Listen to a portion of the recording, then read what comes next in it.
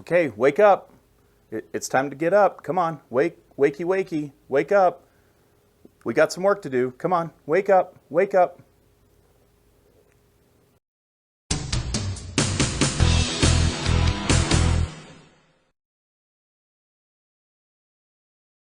Welcome everyone to Get Your Game On, the channel dedicated to immersive gaming experiences. So recently we did an understanding motion compensation video where we talked about what motion compensation is, how to use it, and all the little tricks and tips that I've found while using a motion platform. And in that we talked about a possible solution for Quest 3 owners, and that is to use these Quest Pro controllers as trackers, because the Quest Pro controllers have their own cameras in the controllers themselves, and they know where they are regardless of if the headset sees them, which is the problem you run into with the Quest. If you want to know more about using this as a solution for yourself, just check out the Understanding Motion Compensation video that I have throw up right here. So one of the results of that is we had some viewers say that they were having trouble with these controllers timing out or going to sleep very quickly when they're trying to use them. And what that leads to is, a pop-up on your screen that says controller tracking lost or something like that, which can be very immersion breaking.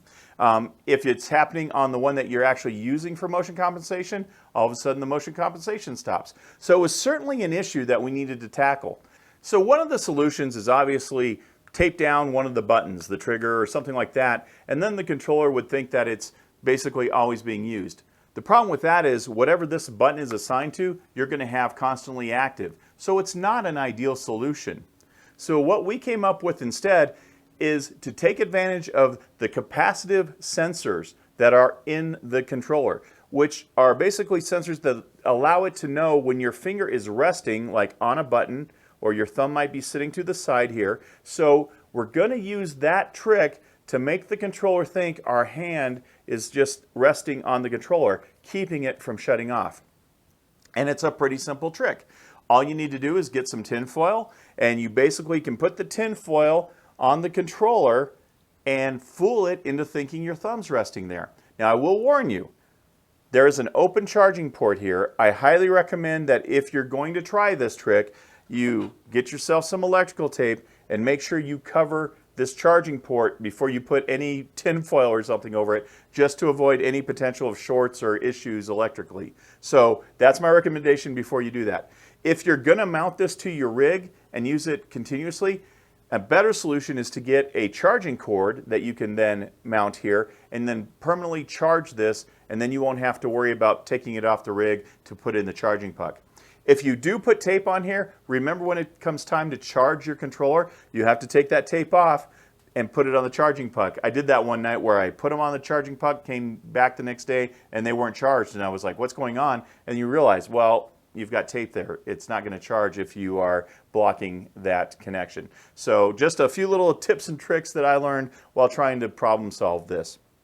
So the best way to tell if the tinfoil is on correctly is basically just look at this through XR, and you'll be able to see through XR when it thinks your thumb is resting on the controller.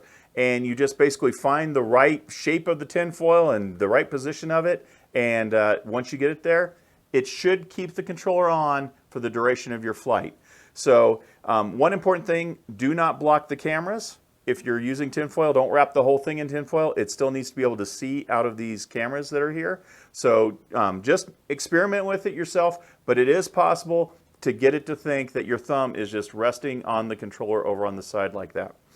If you're having trouble with the actual tracker, so my issue was I would use this to run menus and then I'd set it to the side and it would time out and give me a pop-up that said, tracker lost or disconnected, which is immersion breaking. So basically, if you're also having trouble with that because of the one hooked to your motion platform, it's the same process.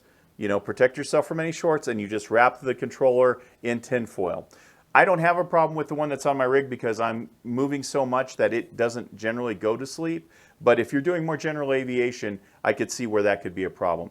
So that's my solution for you. I hope that helps some of you that might be trying that. Just as a note, remember, you have to use the Quest Pro controllers. This is not something that works with just the standard Quest controllers. They've got to have this internal tracking system for this to work. So hopefully that helps some of you out there. I really appreciate you guys watching the channel. And until next time, remember to get your game on.